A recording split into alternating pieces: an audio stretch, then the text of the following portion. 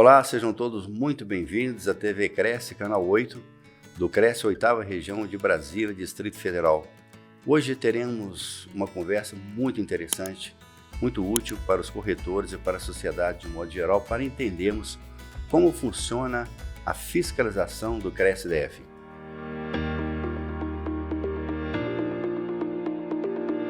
Meus caros amigos, muito obrigado pela presença de vocês na TV Cresce. Temos muitas perguntas, muitas indagações a serem feitas hoje. Esperamos contar com a colaboração de vocês. Como sempre, contamos no dia a dia e sabemos que o nosso foco principal é realmente a fiscalização. Gostaria de vocês se apresentassem, por favor. Boa tarde, eu sou o Marcos Vinícius, estou no Departamento da Fiscalização do Cresce há 17 anos. Eu me chamo Carlos Tarcísio, estou há 20 anos no Departamento de Fiscalização do Cresce-DF. Olá, me chamo Edilson e também estou há 17 anos na fiscalização do Cresce-DF. Pois é, uma equipe extremamente eficiente, não trouxemos todos os fiscais aqui, mas tem a nossa equipe aqui bem forte, campeã nacional, está aqui alguns troféus que já receberam, são convidados com frequência a participar de algumas blitz federais em outros estados do Brasil e realmente merecem todos os nossos cumprimentos pela eficiência, pelo trabalho que vem desempenhando. Gostaria de lançar uma primeira pergunta para vocês. Como é que vocês identificam quando vocês notificam, quando vocês autuam algumas pessoas? Como é que vocês recebem essas informações da sociedade através de alguma ligação ou do Fala BR? Como é que vocês gerenciam essas informações quando chega aqui no Cresce? Bom, as informações vêm através da ouvidoria do Conselho, muitas delas vêm através da ouvidoria do Conselho, mas também nós obtemos informações no nosso dia a dia, fazendo visitas a imobiliárias, a estandes de vendas e também a escritórios imobiliários. As blitz continuam, não, Marquinhos? Continuo. Nós temos blitz semanais, todas as quintas-feiras. O local, é claro, não é apresentado para a sociedade, porque o foco é realmente a gente chegar no local e localizar as pessoas que estão em atividade e, dependendo do tipo de situação, a lavratura dos autos. Perfeito. Você, com a sua experiência, o que você tem achado? Aumentou muito a nossa fiscalização? Tem aumentado muito as nossas atuações? Parece que nós estamos batendo alguns recordes aí, não é isso? Sim, os números têm sido números bem consideráveis, né, nesse tipo de trabalho, principalmente nesse trabalho de blitz, né? Também tem a fiscalização também, vamos dizer assim, então cibernética, que a gente utiliza de recursos aí da internet para detectar esse índice de exercício legal, né, que é o nosso principal foco, e tem sido bastante considerável. Alguma região em Brasília especificamente vocês sentem que uma tendência maior, onde existe mais casos de contraventores, que vocês focam, tem uma lente maior sobre essa região? Olha, existe sim a região de Vicente Pires, Águas Claras, e agora mais recente que eu digo, é uma palavra até complicada de colocar, mas é 26 de setembro, né? Sim. Existe a incidência muito grande de exercício legal naquela região ali. Nós temos que tomar muito cuidado quando a gente vê um anúncio em qualquer veículo de comunicação, se tem lá o número do Cresce ou não. Por que vocês acham que isso seja importante, que tenha essa identificação do corretor que está anunciando aquele imóvel? Olha, a questão de colocar ali o anúncio, o número do Cresce é primordial, é importante, além de que é uma obrigação do corretor de imóveis, porque isso facilita a vida do fiscal. Nós constantemente perdemos tempo fazendo buscas atrás de uma pessoa que supostamente é um contraventor, porque ele deixa de atualizar os dados cadastrais dele, coloca um outro telefone, e com as buscas mais específicas nós chegamos e verificamos que na verdade não era um contraventor e sim um corretor de imóveis que, por falta de zelo ali, deixou de colocar o número do seu registro ali nos seus anúncios. Interessante também, né, Gilson, porque existe uma diferença entre notificação e uma autuação. Como é que vocês trabalham em relação ao primeiro contato? Como é que esse primeiro contato vocês fazem com o corretor ou com o contraventor e depois isso possa virar um processo interno? Sim, porque a notificação ela funciona como uma espécie de sobreaviso àquele corretor, né, que muitas vezes não tem o conhecimento ali da literalidade da lei, né? Ou então ali é um primeiro, vamos dizer assim, é um primeiro erro, um primeiro tropeço ali, Então a gente tem esse entendimento de notificá-lo no sentido de orientar a respeito do cumprimento legislativo. Na nossa gestão, nós sempre trabalhamos muito em cima de uma frase, que é um slogan nosso. Nós queremos entregar muito mais certificados e menos notificações. O objetivo nosso é aprimorar a qualificação profissional dos corretores, dar a eles um conhecimento mais amplo de todo o ecossistema da construção civil e, com isso, que ele, melhorando a sua qualificação, ele vai ser mais bem remunerado, essa transação imobiliária vai ser mais segura para todos, né? Então, é uma coisa natural de responsabilidade individual de cada um. Claro que no meio desse emaranhado todo, existem pessoas de má fé que se aproveitam desse mercado tão bom como é da intermediação imobiliária e se passam por corretores. Então, nós temos que tomar bastante cuidado em relação a isso. Nós estávamos discutindo sobre o juramento, não foi agora mesmo? Foi agora que falávamos sobre isso. Pode descrever como você achar melhor. Bom, eu queria, além de colocar essa situação do juramento, explicar um pouquinho para o corretor o que de fato é o CRESS-DF, né? O que é o CRESS? O CRESS é uma autarquia pública federal. Pode falar para ele ali, inclusive, se quiser. Que foi, a princípio, criada pela Lei 4.116 de 62, a primeira lei, né? E depois ela foi aprimorada pela Lei 6.530/78. Nessa lei, na Lei 6.530/78, o artigo 5º está bem claro ali, que diz o quê? O CRESS é uma autarquia pública federal, ou seja, o CRESS não é sindicato, o CRESS não é federação, não é nada disso. É uma autarquia pública federal e que, por ser uma autarquia pública federal, ela também está sobre, como é que eu posso dizer? Subordinada? É sobre o olhar, vamos dizer assim, sobre o olhar de alguns outros órgãos, entre eles o Tribunal de Contas, né? O Tribunal de Contas da União. Então, muitas vezes a gente chega num determinado local e os corretores, olha, o que o CRESS está fazendo por mim? Por que o CRESS não faz isso? Por que o CRESS não faz aquilo? O CRESS pode fazer aquilo que a lei permite que o CRESS faça. Sim. Entendeu? Então, algumas coisas, infelizmente, não é possível fazer, não é possível que o CRESS faça justamente por conta disso. Por conta dessa tutela ainda existente, né? E porque precisamos obedecer algumas coisas. Ou seja, o CRESS é um braço do Estado, né? Onde o Estado não pôde chegar, delegou ao CRESS essa missão. E nós, como nessa investidura, temos ali o poder de polícia, que nós podemos fazer as autuações, fazer as inscrições de pessoas em dívida ativa, né? E é o que, vamos dizer assim, que garante o bom funcionamento do Conselho, né? É importante frisar esse foco, que o CRESS é uma autarquia federal. Essa pergunta é muito comum de se acontecer. O que o CRESS está fazendo para a gente? O que nós estamos fazendo? Fiscalizando, punindo. Nós temos hoje, me parece que 1.800 processos em andamento no CRESS próximos do julgamento. Nós estamos batendo esse ano, qual o número que nós temos de autuações já esse ano? Quase 4.000, não é isso? Quase 4.000, 3.692 para ser mais preciso. Então, se imaginar que em 6 meses nós vamos chegar a 600 por mês, 20 por dia, dá mais do que isso em dias úteis, é realmente um trabalho árduo. É muito complicado de se fazer, né? Como é que está funcionando essa parte de pesquisa dos anúncios para saber se a pessoa é corretora? Parece que vocês estão trabalhando dentro da internet, de anúncios, não é isso? De sites suspeitos. Como é que vocês estão fazendo esse trabalho? Em todos os meios. Instagram, Facebook, OLX, DF Imóveis, W Imóveis, sites de empresas, até dentro de uma própria empresa de grande porte, algumas pessoas que possam estar fazendo algum atendimento também não são credenciadas. A gente faz análise geral. Às vezes até aparece algum anúncio, correio web, até da forma mais tradicional, em raros momentos, assim, folders, faixas, e tudo que tiver publicidade da área de intermediação imobiliária. Vocês se preocupam muito com faixas, né? Sim. A gente tem aí 2 momentos importantes sobre as faixas. Um é o anúncio de um imóvel que pode ser capcioso, pode ser de um contraventor, pode ser alguém se aproveitando daquela situação. E, por outro lado, a sujeira na cidade, né? Que já não nos compete a fiscalizar, mas sabemos que isso aí também dá algum problema. Eu discuti assim, um tempo atrás com o Diego justamente especificamente sobre faixas, que o CRESS não tem poder de autuar sobre a poluição da cidade.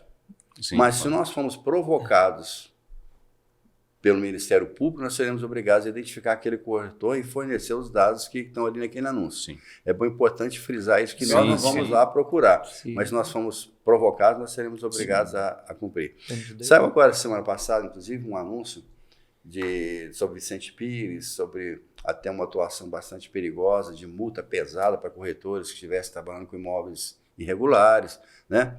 E eu sei que você, possivelmente, nos próximos dias, devemos estar acompanhando isso mais de perto, que é um assunto extremamente sensível para toda a nossa categoria. Vocês acham que a nossa fiscalização está sendo efetiva na cidade toda?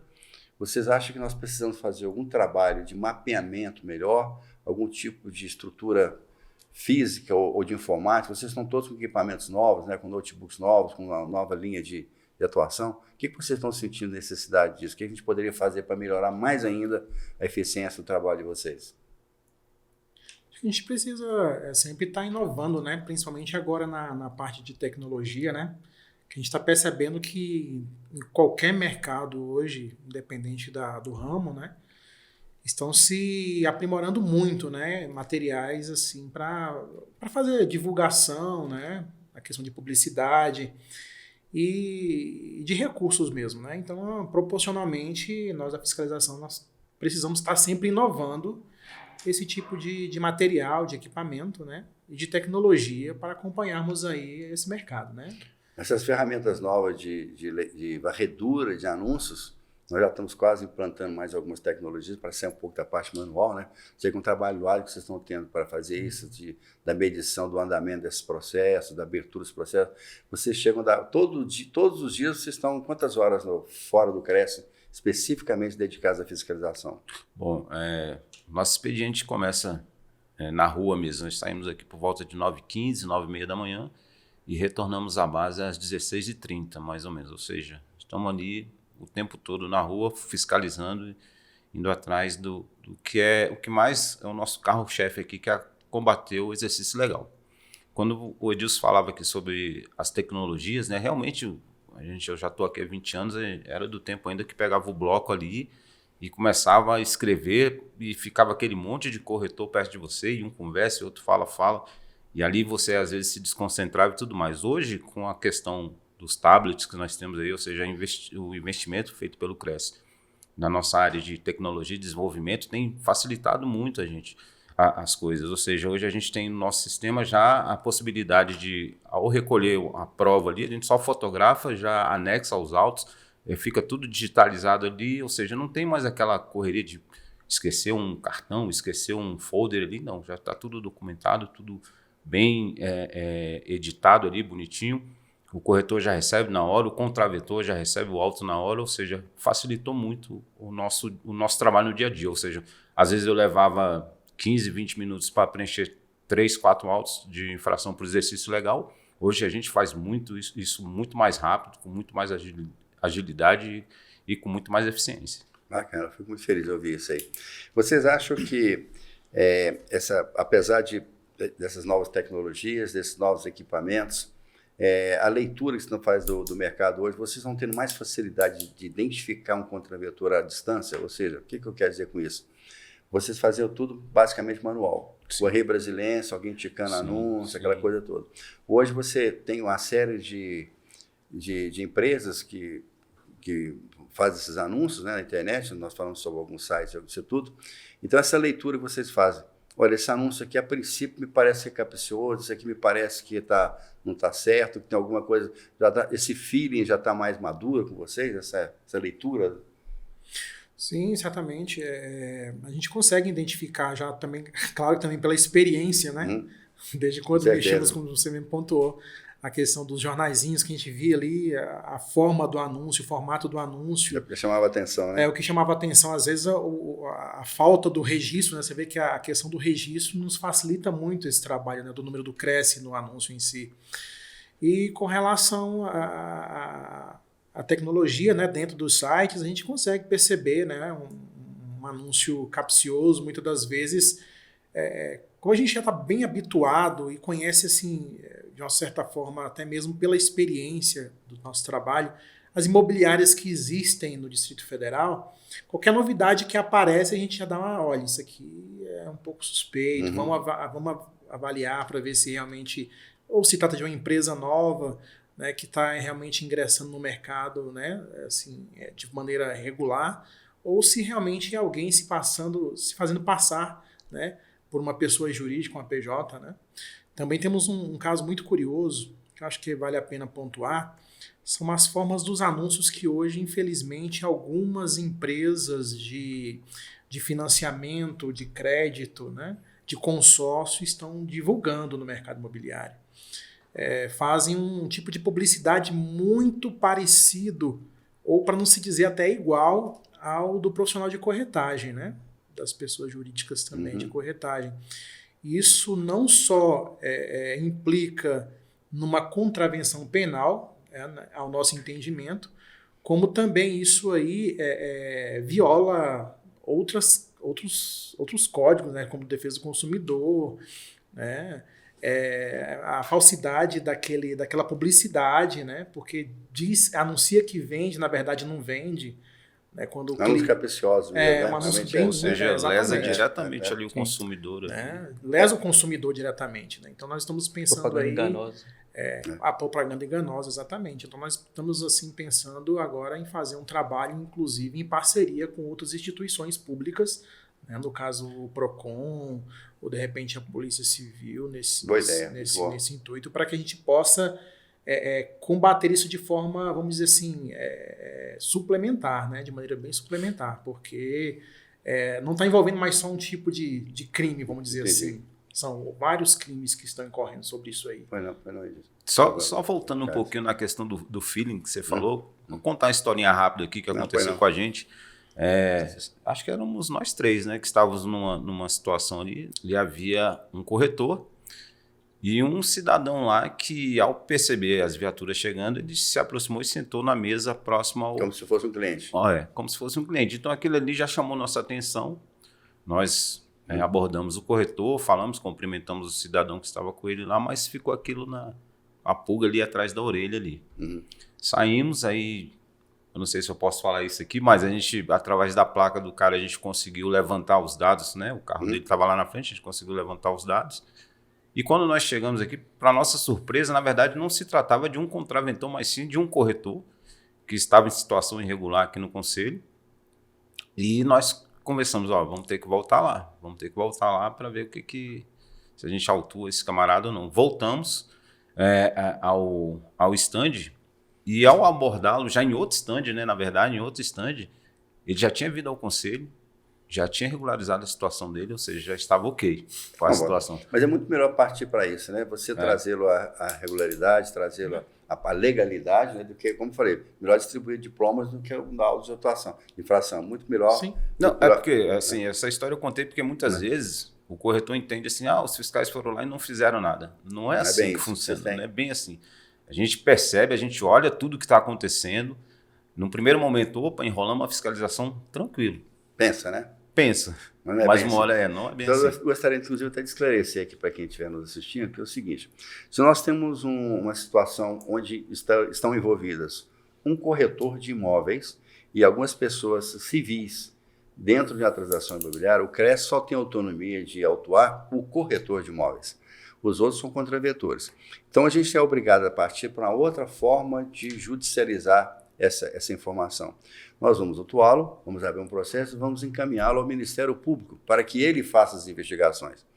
E eu posso garantir aos senhores que o Ministério Público é bem mais rigoroso do que o CRES em relação a esse tipo de situação. Com certeza. Né? Mas não deixa de ser vinculado, de ser aberto um processo, não é isso? Nós não temos autonomia de puni-los, mas nós abrimos as iniciais desse processo e encaminhamos para as pessoas que vão tocar essa informação. Sim, de fato. Outra coisa que eu comentei com vocês têm participado muito de blitz nacionais, né, em outros estados. Sim. Experiência que você, eu acho que foi em 2 agora, né? Você foi em Rondônia, não é isso? Sim, o último convite que fiz foi a Rondônia e o que foi curioso é que nós lidamos, o presidente lá do regional de lá, ele nos pediu que nós fôssemos assim de frente mesmo contra o que eu acabei de dizer, né? Contra essas empresas que promovem esses anúncios, essas financeiras que promovem anúncios, que estão totalmente iguais, são idênticos, na verdade, aos do profissional de corretagem. Deixa eu abrir só um parênteses para você. É porque essas empresas elas estão vendendo um negócio, como se for, esquecendo que existe uma transação imobiliária no meio desse negócio. Exatamente. Nós estamos lá para fiscalizar não o negócio dele, não o negócio, vender, mas a transação imobiliária que está envolvida nesse negócio financeiro. É isso? E o negócio está tão explícito que eles colocam muitas das vezes as imagens, eles captam as imagens do profissional de corretagem. Como se fossem imagens reais de fato. E aquilo não é, né? Eles não estão vendendo aquele produto ali. Quando as pessoas entram em contato, você vai perceber que ali a venda é do consórcio, é a venda da linha de crédito e não daquele produto. Olha que importante, e por isso que é tão grave. Olha que importante essa conversa nossa aqui.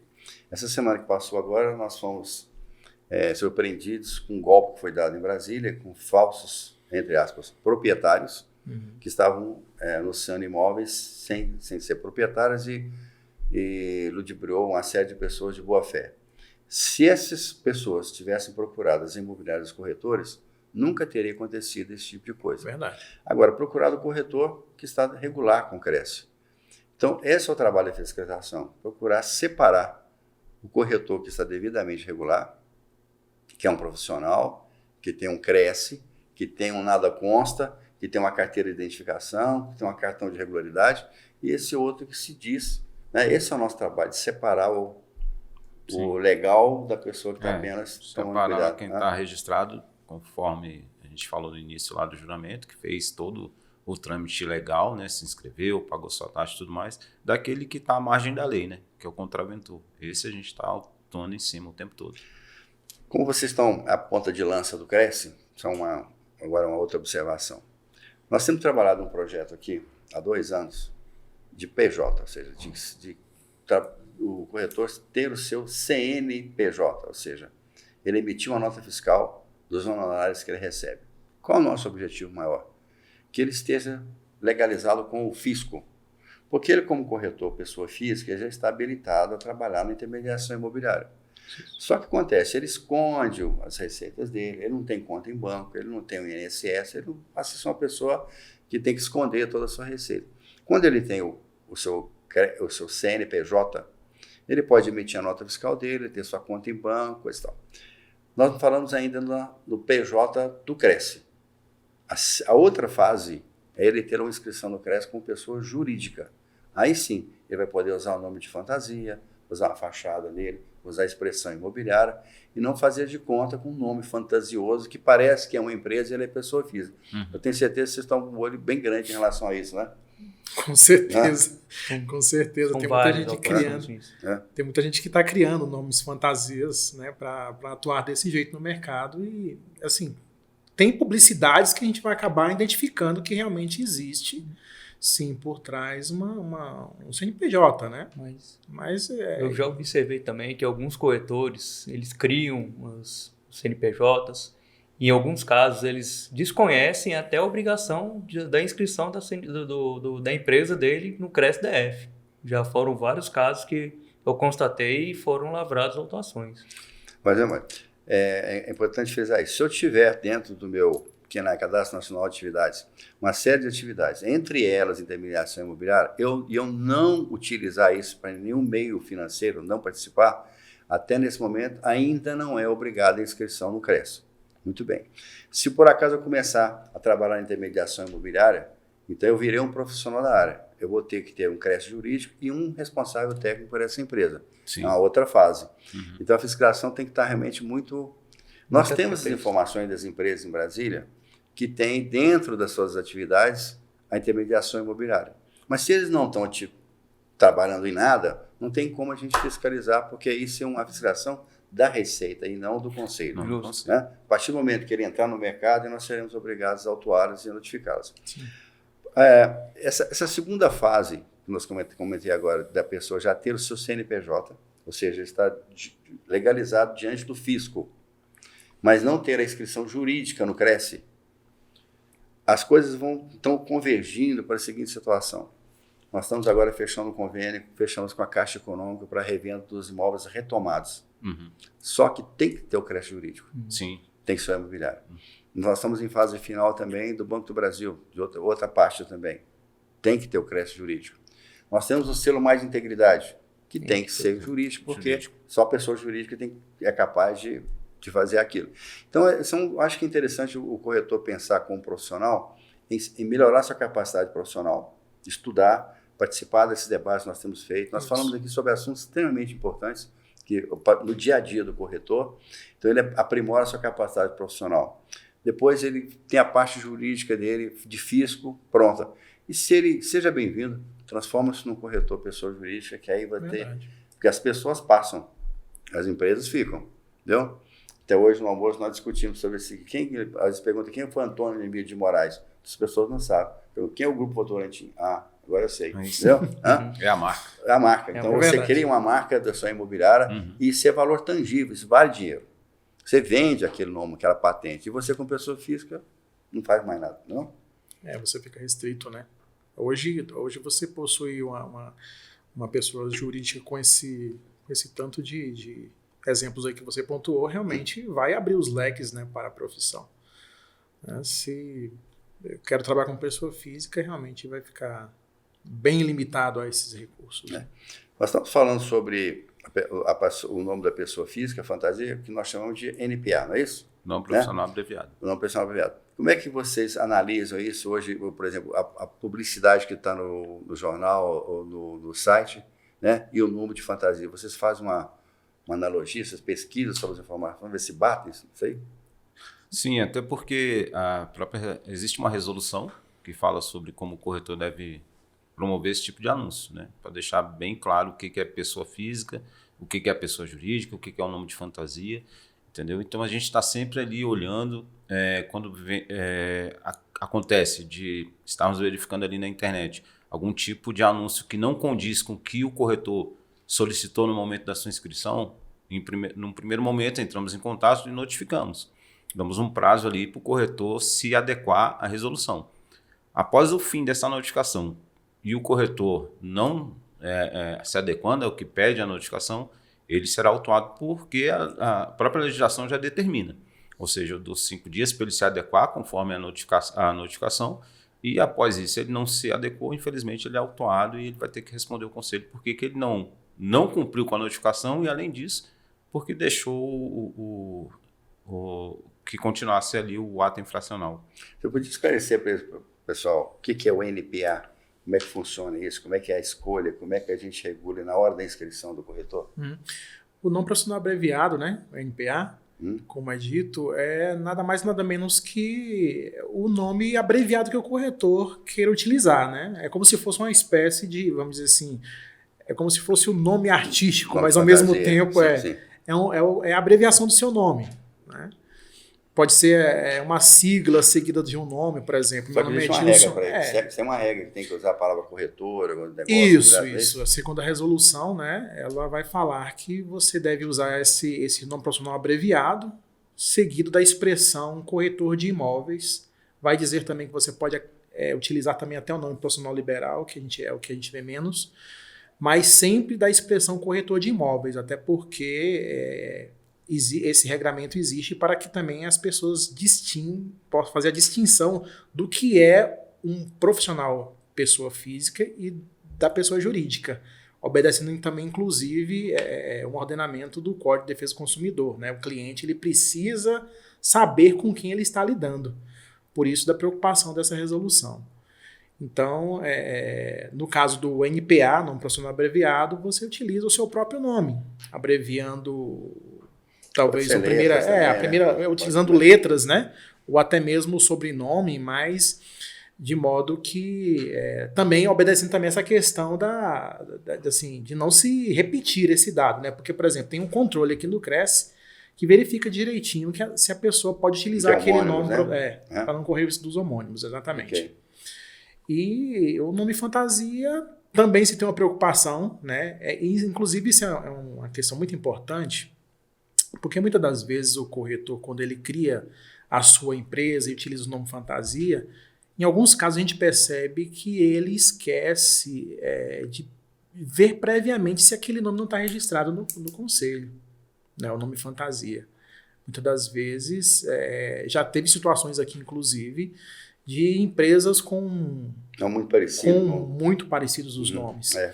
E aí acaba que essa discussão vai parar lá no INPI, né, no Instituto Nacional de Patentes Industriais, mas para ver quem que utilizou aquele nome primeiro, né, há quanto tempo. Então, é importante que o corretor, sempre quando ele cria o seu nome profissional, vamos dizer assim, o nome fantasia, ou até mesmo a sua logo, que ele pesquise também previamente ao conselho, né? Tem essa preocupação de ver no conselho se já não existe um nome parecido ou igual, né? Que possa ter tempo hábil para... Nós temos aí 3 níveis, 3 situações de análise desses nomes de fantasias ou no logomarcas, como queiram chamar.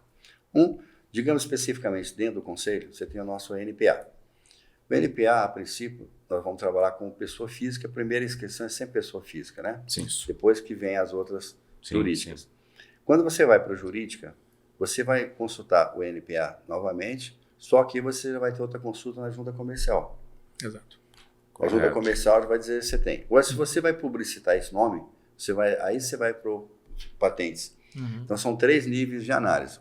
É que dentro da primeira fase da pessoa física, a outra quando se transforma em pessoa jurídica, e a terceira você vai fazer publicidade. O corretor corre o risco de passar pelo NPA e até aqui com pessoa jurídica na junta comercial, quando ele for botar publicidade nacional ou não, ter alguém com aquela patente do nome. Sim. Então, o ideal é se ele fizesse uma consulta nos 3 níveis. Exatamente. Para saber se... Isso é importante mesmo. Tá? É importante que ele faça essa consulta mesmo. Muito bem. Senhores, vamos pensar agora sobre a fiscalização do nosso dia a dia, sobre essas blitz que nós estávamos falando, sobre as respostas que nós estamos tendo e no andamento desses processos internos no CRES. É importante que a sociedade entenda, e com os corretores também, que essa notificação é apenas o início de um processo. Sim. Que ele vai passar por várias etapas. Nós temos uma análise de custo, inclusive, disso. E eu queria saber até onde vocês acompanham, como é que vocês montam esse processo para encaminhar para os outros setores, para julgamento, para análise, para CFISP, julgadora. Como é que vocês estão acompanhando isso? Bom, hoje todo o processamento é acompanhado pelo agente de fiscalização. A partir do momento que ele sai ali e ele identifica uma irregularidade, faz a autuação, ele acompanha todo o processo, ou seja, ele lança, ele monta, entendeu, todo o processo, e aí acompanha os prazos, né, pertinentes à lei, e ali, findando os prazos daquele processo na fiscalização, é remetido vamos dizer assim, ao próximo passo, ou seja, a próxima... Unidade de gestão processual, né? O próximo departamento, ou seja, e ainda assim, ali, naquela ponta ali, a gente acompanha. Posso dar um exemplo bem simples, porque é o que fazemos mais corriqueiramente, que são as autuações por exercício legal. Ou seja, autuamos por exercício legal, encaminhamos ao Ministério Público e ali acompanhamos. Por quê? Todas as vezes que há necessidade de um esclarecimento, o Ministério Público também nos chama. Ou seja, nós participamos das audiências lá e verificamos, como a gente falou no início, que a penação dada pelo Ministério Público é bem pesada para quem comete a contravenção. Já aconteceu casos de pessoas terem passado em concurso público, foram autuadas por exercício legal, não levaram aquilo ali muito a sério. Quando o Ministério Público bateu a porta, ficou desesperado, perdeu a vaga do concurso porque havia um processo em trâmite no Ministério Público. O cara não pôde assumir aquela vaga ali, justamente porque ainda estava respondendo à Justiça. Então, assim, tudo isso a gente acompanha. Tudo isso hoje como falei no início, da questão das tecnologias, hoje ficou mais tranquilo para o agente fiscal acompanhar e também para uma resposta mais rápida, né? A quem precisa ali, o denunciante, aquele que no primeiro momento fez a denúncia, a gente entra em contato, às vezes até pelo WhatsApp mesmo, a gente, olha, fulano que você passou aqui a denúncia, já foi autuado, encaminhado para o Ministério Público, ou seja, a gente procura dar essa resposta a quem nos procura. É pelo volume de notificações e atuações, né, de processos abertos diariamente, é quase impossível acompanhar todos. Você vai ter que ter umas boas ferramentas de gerenciamento, porque realmente é um volume muito grande e cada dia, acho que não é um dia que você saia que não volte com alguma coisa, né? Não é impossível, né? Impossível. São muitas autuações, diferentes localidades de Brasília. Muitas vezes você já sai daqui pela manhã já com o destino próprio de alguém que fez uma informação, uma denúncia, alguma coisa. Essas denúncias podem ser anônimas, inclusive. Sim, as denúncias podem ser anônimas.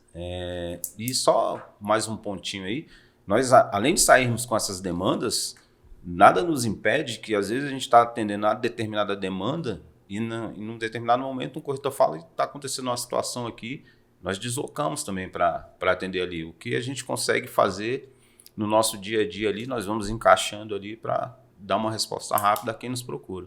Mas imagino que vocês correm, inclusive, alguns riscos, né? Porque você nunca sabe se o ambiente que você vai estar tão educado, né? Como se deveria. O Edilson, um tempo atrás, teve um problema aí com a corretora, né? Ou foi com o contraventor, não estou lembrado. Sim, tem vários episódios, né? A gente não vai lembrar de todos os acontecimentos, né? Mas tem casos que os corretores realmente, assim... Ficam descontrolados, Alguns casos existe um certo descontrole, mas eu não vou dizer, claro, que do corretor, mas isso é mais por parte da contravenção mesmo, porque realmente é um ambiente inusitado, a gente não espera o que pode acontecer, né? Teve um caso mesmo, acho que o Tarcísio mesmo me acompanhou, de um cidadão que estava num local que ele considera como um ambiente de corretagem, mas assim, para início de conversa ele não era profissional de corretagem. O local parecia mais um outro tipo de ambiente, como se fosse uma loja de qualquer outra coisa, menos de corretagem, né? Então você chega em lugares que você não sabe como é que eles podem reagir diante das circunstâncias, né?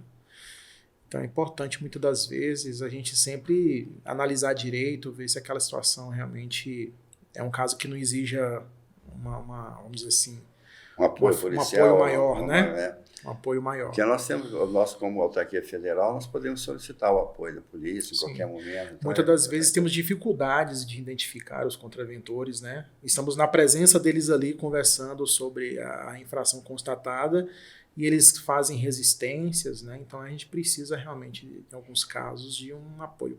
Que tipo de prova vocês conseguem para juntar o processo? Só para esclarecer a população. Você falou que quando você monta o processo, você junta algumas provas, né? Que tipo de provas são mais comuns, mais fáceis de conseguir? Fotografia, documentos? Como é que vocês analisam? Como vocês têm isso como prática? Geralmente é isso mesmo. É um anúncio, é uma faixa, um contrato, uma própria denúncia com uma pessoa sendo identificada em uma transação imobiliária. Tem vários meios, mas normalmente é justamente anúncio. Um anúncio, uma faixa. Vocês printam a tela? Printa a tela, ou quando a faixa quando a pessoa não apresenta a faixa, a gente vai até o local, tira a foto da faixa. É comum também o corretor, digamos aí, não o corretor habilitado, ter um segundo telefone para botar na faixa, justamente para fugir da fiscalização, porque nós temos aqui todos os telefones registrados, não é isso? Dá para vocês consultarem esse sistema. Né? Dos corretores devidamente registrados, a gente tem esse controle, né, tudo direitinho. Infelizmente, os contraventores estão assim querendo avançar um pouco nisso, né? Utilizam telefones com CPF de outras pessoas. Muitas das vezes a gente percebe que esses casos são casos de realmente pessoas que estão de má fé no mercado, querem prejudicar o mercado. Então é muito importante esse nosso serviço de apuração, né? E aí justifica ainda mais a gente estar sempre bem amparado por essas tecnologias de busca. Justamente isso que o Edilson falou é interessante também tocar, porque, como eu disse no início, né? Como autarquia pública federal, nós podemos fazer aquilo que a lei nos permite fazer. E ainda como uma polícia, vamos dizer assim, administrativa, que é o caso dos agentes de fiscalização, a questão das provas, elas são, vamos dizer assim, o fato principal gerador para gerar o auto de infração. Porque não adianta, às vezes a pessoa denuncia que basta você ligar para ele que ele vai te mostrar um imóvel. Não é assim. Entendeu? Até porque você não pode forçar uma prova. Eu não posso forçar uma prova, eu não posso criar de forma alguma criar isso. Um flagrante preparado, né? Um flagrante preparado, porque aí a contravenção, em vez de ser do cara que eu estou procurando, será minha. Porque eu estou forjando a prova. Então, assim, a questão da prova, ela é de primordial importância. Então, ou seja, toda vez que o corretor quiser fazer algum tipo de denúncia aqui para nós, ou até mesmo a pessoa da sociedade, tem que trazer para nós pelo menos um mínimo de prova. entendeu? A gente precisa da materialidade para poder gerar a autuação. A gente precisa desse fato gerador, entendeu? Uma falha inicial do processo vai derrubar todo o processo. Derruba tudo, todo o trabalho. Tem que ser bem substancial a prova, né? Tem que ser robusta, na verdade, né? Ainda que nos traga um material inicial, mas se daquele material inicial a gente consegue encontrar outros conteúdos que possam dar fundamento, né, àquela denúncia, para a gente é importante, né? Claro que nem todos vão ter esse tipo de material a apresentar, né? E também tem casos que são insuficientes de fato. Aí, infelizmente, e muitas das vezes algumas denúncias são anônimas, então o que é infundado não dá para a gente resolver. A pessoa denuncia só para prejudicar o colega. Exato. Existe. Tem que saber identificar isso aí, né? Então a gente tem que saber ponderar muito também essa parte do nosso trabalho. Como é que está a fiscalização com os porteiros e os síndicos aí? Como é que está essa história? No mês passado... A briga está boa? No mês passado a gente autuou aí 3, né? 3. Porque estavam ali recebendo uma espécie de comissão, mas também estava atuando ali como intermediação. E isso aí foi assim, uma coisa bem complexa para ser feita. Ainda bem que as provas chegaram. Isso que é importante da prova, é que as provas chegaram para que pudessem acontecer as autuações. Porque assim, a questão do porteiro é uma questão bem complexa. Porque ele está ali no dia a dia, é um bate-papo, eu tenho um imóvel aqui e tal, ou seja, fica muito na informalidade e acontecem as negociações. Sabemos que isso acontece.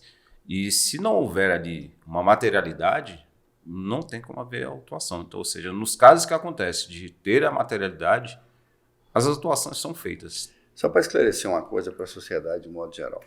O porteiro ficar com a chave, ele está participando da venda. Então ele não está fazendo um favor. Ele está correndo um risco profissional. Ele está fazendo uma função que não é dele. Além dele cometer uma infração, dele ser um contraventor, ser taxado como contraventor, ele coloca em risco a propriedade, o bem do imóvel. Esse golpe que teve essa semana aqui em Brasília foi justamente por isso. A chave com o porteiro, o contraventor vai ao imóvel, fotografa de novo o imóvel, coloca um anúncio como se ele fosse o proprietário do imóvel, anuncia a locação, volta no imóvel com o cliente, como se ele fosse proprietário, o porteiro acha que ele é aquele cliente que está voltando só para ver o imóvel e dá o golpe. Sim. Então, uma situação dessa seria impossível de acontecer num profissional de corretagem de imóveis. Porque ele vai ter a perspicácia, o conhecimento de perceber que aquilo não está certo. Ofertas muito abaixo do preço de mercado, facilidade na documentação, liberação de tipo de fiança, isso tudo chama atenção. Então, a gente tem que ser visto como suspeita. Tem que ser visto como suspeita, não tem jeito, né? Tem que desconfiar. Aí depois o que acontece? Só para o pessoal entender também. Acontece um fato desse, onde vai desencadear. Vem tudo para o conselho depois para a gente analisar essa situação. Aí vira um ato infracionário, vira um processo interno, vai envolver o Ministério Público, vai ter um custo altíssimo para fazer isso tudo, né? Sim. Poderia ser evitado nos honorários de um corretor devidamente habilitado pelo CRES. É isso? Exato. Sim. Com certeza. Bem, pessoal, vamos falar agora sobre os prêmios de vocês, que eu fico muito feliz em demonstrar que o CRES Brasília, essa fiscalização, tem recebido troféus durante todos esses anos pelo seu desenvoltura em termos de nível nacional. Qual é o orgulho que vocês têm maior aí desses anos todos aí, que já estão aqui tanto tempo no CRES?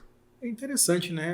É importante a gente ser reconhecido deste modo, né? Pelas atividades que são realizadas aí através do GEAF, né? Que é o Grupo de Fiscalização Nacional, Grupo Especial de Agentes Fiscais, na verdade, a sigla, né? Significa. Isso mesmo. Esses troféus são um reconhecimento aí do trabalho bem realizado aí dentro do nosso próprio regional, né? Como da região Centro-Oeste e algumas expressões também a nível nacional. A nível nacional, perfeito. Inclusive, não é pelo percentual e atividade, né? Algumas vezes nós recebemos troféus pela quantidade de autuações e outras pelo percentual. Porque tem estados como São Paulo, por exemplo, que vai ter um número disparado na frente e tem um número de fiscais também muito maior do que o nosso, não é isso? Aí quando você pega exatamente, quando você pega a quantidade de produtividade que nós tivemos em Brasília, pela quantidade de corretores e quantidade de fiscais, aí a gente chega a um número bem mais satisfatório. Isso tudo analisado de maneira proporcional a cada estado, a cada regional. E só lembrando que isso aqui não ganhamos sozinhos, né? Sim. Isso aqui vem porque a equipe trabalha de uma forma coesa, Exatamente. entendeu? Procurando melhorar e desenvolver ali o trabalho ali. Procuramos outras informações, não nos prendemos somente à legislação do CRES, a Lei 6.530/78, como o Edilson falou antes. Existem outras searas, entramos em outros campos também para poder desenvolver esse trabalho. Isso é reflexo do que é feito. Nada mais do que isso. Valorizando o trabalho de vocês, só para esclarecer uma coisa que é importante. O Conselho Federal é uma autarquia federal e tem por meta, como objetivo principal, amparar a justiça. Você imagina se nós mandando esses 1.800 processos para a justiça comum e ficarem lá por anos. Nós estamos resolvendo isso aqui dentro de uma estrutura própria, não é isso? Então você tem aí esse custo, esse dia a dia, a formação de um processo, o andamento dele interno, as blitzes, as pesquisas, a juntada de documentos, a análise nós temos a turma julgadora, às vezes recorre em segunda instância. Existe todo um processo de uma justiça comum, como se desenvolve normalmente, não é isso? Então, dentro da nossa estrutura, 65% de todo o custo do CRES é, de alguma forma, direcionado à fiscalização. Então, é o nosso foco. Você entende, por exemplo, a quantidade que você tem hoje, 30 autuações diárias, é isso? Aliás, 20 diárias, não é isso? Isso gera uma série de atividades internas no Conselho. Sim. Vai gerar documento, vai gerar relatório, vai gerar processo, vai gerar a secretaria envolvida na consulta, vai gerar recepcionista, vai gerar o JUCOM, vai gerar... Então, você tem toda uma estrutura que trabalha em conjunto para que nós cheguemos a um objetivo principal. Qual é? Fiscalizar e punir quem merecer. Isso. E, do outro lado, falar bem das pessoas que estão certas. Sim. Mostrar para a sociedade que ele entra na página do CRES, ele tem lá consulte o corretor, é uma operação muito simples, você vai digitar o nome do corretor ou o nome do seu CRES e em seguida aparecerá se ele está devidamente regular junto ao CRES. Se não estiver, e caso alguém da sociedade queira saber algum detalhe, basta vir ao CRES e pedir uma certidão de inteiro e teor que é pública e nós seremos obrigados a fornecer. Com certeza. Tá? Nós até sugerimos até as grandes grupos empresariais que estão envolvidos na transação imobiliária que solicitem aos seus parceiros, tá? Nada consta do CRES, justamente com essa certidão de inteiro e teor, para saber da vida pregressa, se está tudo certo, não é isso? E existe um tempo hábil para isso, não custa muito dinheiro, não é baratinho, mas vai dar uma tranquilidade muito grande, tanto para a estrutura, para a rede inteira, quanto para os clientes desse corretor. Sim, é isso? Sim.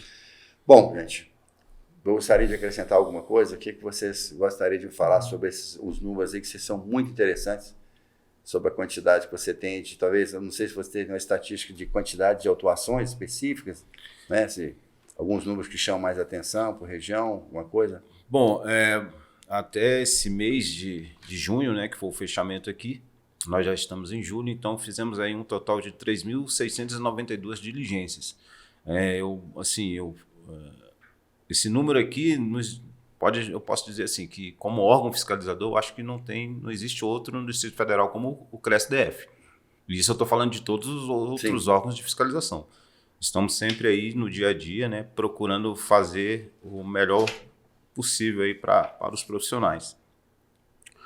Diante disso também, um número até expressivo de autuações por exercício legal, que são 185 autuações por exercício legal.